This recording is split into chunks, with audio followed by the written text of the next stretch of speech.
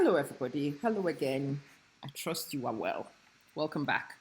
So, this afternoon, I started my teachings on the immune system. I am actually looking forward to changing your perspectives about this system. I'm going to use this one, staying healthy with immune boosting and anti-inflammatory foods. That's what I'm actually going to use as a reference for today's video. So the earlier video I had explained what the immune system was. This starts with the basic description of the immune system. So I'm just going to run through in case you've not seen the earlier ones. This is the body system responsible for fighting infections, for keeping you healthy. It is almost like your security services in a country. It is their job to find invading particles, destroy them, to have defense mechanisms in place to recognize them quickly and to respond quicker than the pathogen can cause symptoms. This particular one is focusing on destroying cells before they become cancerous, but anything which is foreign, anything which is recognized as non-self requires that your immune system deals with them. And obviously, we're discussing the immune system at the moment in reference to the COVID-19 coronavirus. Now, poor nutrition results in increased infections. That's something we've known for a long time. It is also linked in with slow healing from injury and infections, and increases your susceptibility to symptoms and complications from immune system dysfunction. If coronavirus is going to affect your systems and you are going to pull through, it is dependent on the strength and how robust your immune system is. Anything, if you have weaknesses to this COVID virus, then we have a problem. We really do. Studies show that immune function often decreases with age. That's why older people are supposed to be more susceptible. Recent research suggests that decreases is also related to nutrition. And this is one of the things that I discovered, and that's one of the reasons why I have been doing my juice plus therapy. I have been doing the smoothies and a variety of other interventions in the hope that I am boosting my immune system and I am making my body systems more robust. Studies show all these things and may be slowed or even stopped by maintaining healthy nutrition. So there is a clear link between good nutrition and illnesses. This does what I did earlier on today, runs through the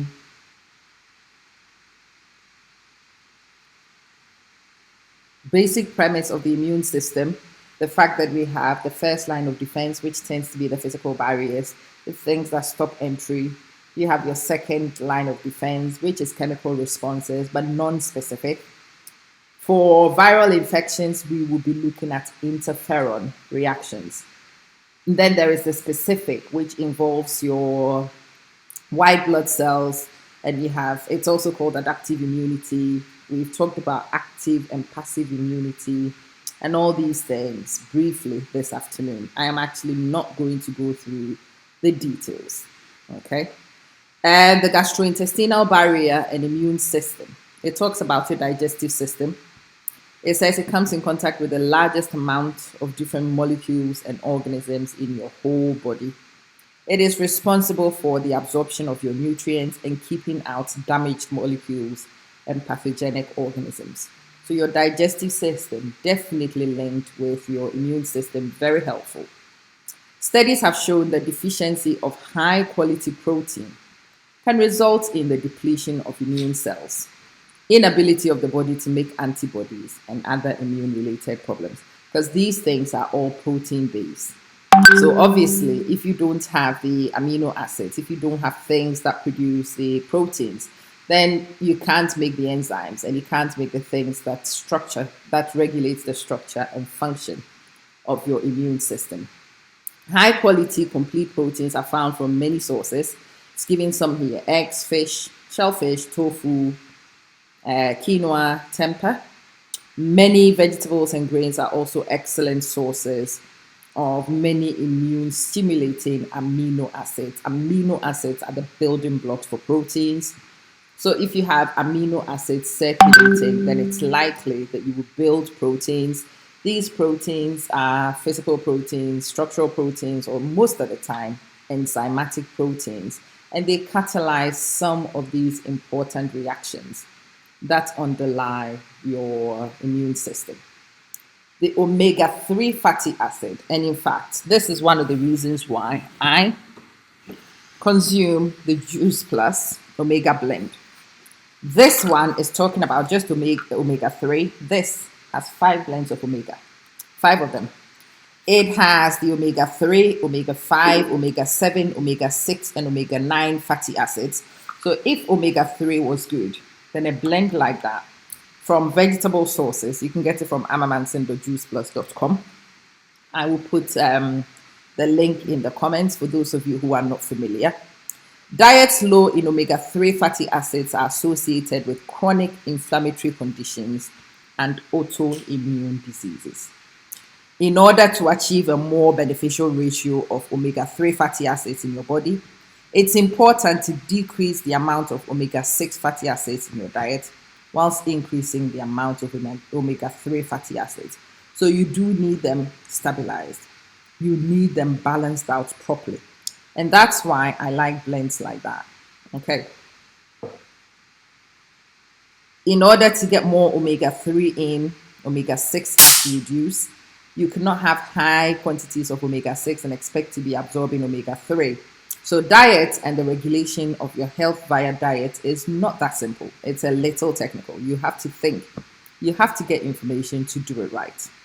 Reduce your consumption of conventionally raised meats and dairy products and refined foods. It's a very simple thing. Increase consumption of wild-caught cold water fish like salmon, tuna, mackerel, and sardines, ground flax seeds, walnuts, pumpkins, leafy green vegetables, and grass-fed meats and dairy. Fiber and the immune system. So whole fresh fruits and vegetables promote healthy gastrointestinal systems. Why I do my Juice Plus, and I do it with my smoothies, fruit and vegetable smoothies, for that reason. They are fermented by the friendly bacteria in your colon to short-chain fatty acids, which are used as a fuel for gastrointestinal tract cells. Fiber also promotes the removal of toxins that can adversely affect your gastrointestinal tract and support healthy digestive function overall. So far we've seen fiber and its importance. You will get it from your smoothies. We've seen proteins and sources of good proteins. We've seen omega-3 and the fact that you've got to balance it with the omega-6. Vitamin B. Vitamin B5 promotes the production and release of antibodies from B cells, and the deficiency of vitamin B5 results in reduced levels of circulating antibodies. If you see in the early video, then the connection with antibody production is quite clear. Otherwise, please do go watch it. Folic acid deficiency leads to a decrease in T cells and supports production of red blood cells, which carry oxygen around the body. Vitamin B6 deficiency consistently impairs T cell functioning and results in a decrease in blood lymphocyte counts. Vitamin B1 and B2 are important in normal antibody responses. Vitamin B12 appears to inhibit phagocytic cells and possibly T cell function. So the B vitamins are very good for your white blood cells and how they function. You can get these ones in things like romaine lettuce, spinach, cauliflower, cremini mushrooms, red bell peppers, and it tells you which vitamin is available from where. Sardines, salmon, tuna, cod, lamb, scallops, shrimp, and beef are all sources of these vitamins. Vitamin C. It supports a decrease in the length of time and severity of symptoms associated with upper respiratory viral infections. Hallelujah. Hallelujah. If you are actually preparing for coronavirus, which is an upper respiratory tract, well, it's a respiratory tract infection, full stop. And if you're preparing for a virus, which is influencing the function of your respiratory tract, then vitamin C sounds like one you want to check out. Yeah? It is one which promotes phagocytic cell function, phagocytes, and supports healthy T cell function. So both your specific and non-specifics really need this vitamin C. Provides antioxidant activity to support healing at sites of inflammation. So after an inflammation response, you do need vitamin C. You will get it, most people know about the citrus fruits, but you can get it in things like kale and broccoli, bok choy, beet greens, collard greens, Swiss chard, and asparagus. All these are sources of vitamin C. Vitamin A, E, K, these are the fat-soluble vitamins. The fat-soluble vitamins, A, deficiency has been shown to impair antibody function and T cell activity. Vitamin E is an important antioxidant and supports a healthy inflammatory response, an important component of all cell membranes, and promotes healthy cellular function overall. Very important stuff, really. Vitamin K supports a healthy blood clotting ability in your body. This is necessary for seclusion of areas of infection and injury in the healing process. So your fat-soluble vitamins are very good for your immune system in the sense that it supports your phagocytic cell activity, it supports your production of antibodies, it is important for healing. And you will find them in all these places: leafy greens, carrots, sweet potatoes, winter squash, asparagus, bok choy, cauliflower, green vegetables, examples, spinach, blah, blah, blah. Zinc. Zinc for a healthy immune system. Deficiency can result in profound suppression of T cell, not ordinary suppression, profound suppression of T cell function. So zinc is one of those things that you need to have in the right proportions in order for your immune system to stand a chance of working. If you've not checked your zinc profile, I suggest you do take a test in the next few days. Know where you stand in terms of your zinc profile, and if you require that you boost your zinc levels, then you do. You have to get it right because an excess is also negative. It has negative effect on your immune function. You have to have the balance just right. If you don't have it, your immune system doesn't work well. If you have too much of it, your immune system still doesn't work well because too much of it inhibits your phagocytic cells. The macrophages and the neutrophils all don't work well when you have too much zinc. Maintaining adequate but not excessive levels is important. You have to get the level right. Okay?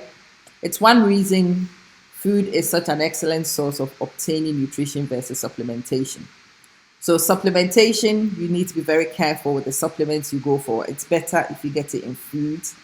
If you're going to supplement, you need to look for things that come from whole foods, things that are not processed, definitely not over processed.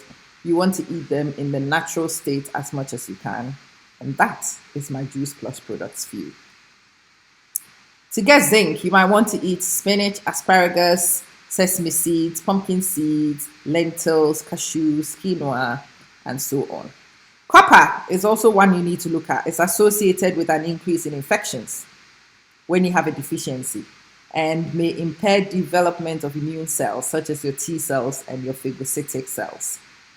Iron deficiency results in impaired response to antibodies and defective phagocytic cell functioning. You will get copper from most of the things I had already said. Iron, you will get it from places that I've already said, but the interesting addition right now is from turmeric. Herbs to support your immune system. The herbs that you want to look at are things like cinnamon. It's an anti-inflammatory. And so it stimulates the production of your lytic enzymes. Okay? It contains an active compound, and this compound reduces inflammation. So after you've had an inflammatory response, it helps you return to normal. In addition, it contains another compound which reduces pain and promotes heart health by helping to prevent blood clots. Sounds wonderful.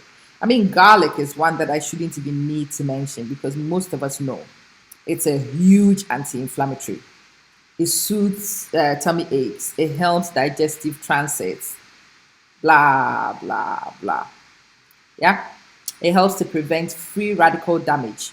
to the linings of your blood vessels and limits inflammation. Ginger is also anti-inflammatory.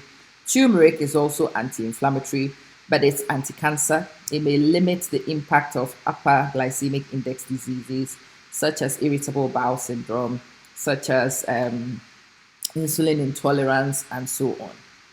There are certain foods that are bad for the immune system. One of them is trans fats, food additives, and that's why food needs to be processed as little as possible. You want to eat whole foods and not processed foods.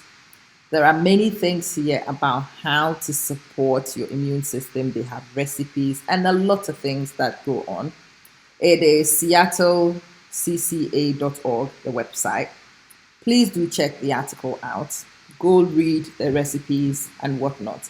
But I just wanted to use that one as a stimulus material to continue our discussion on the immune system.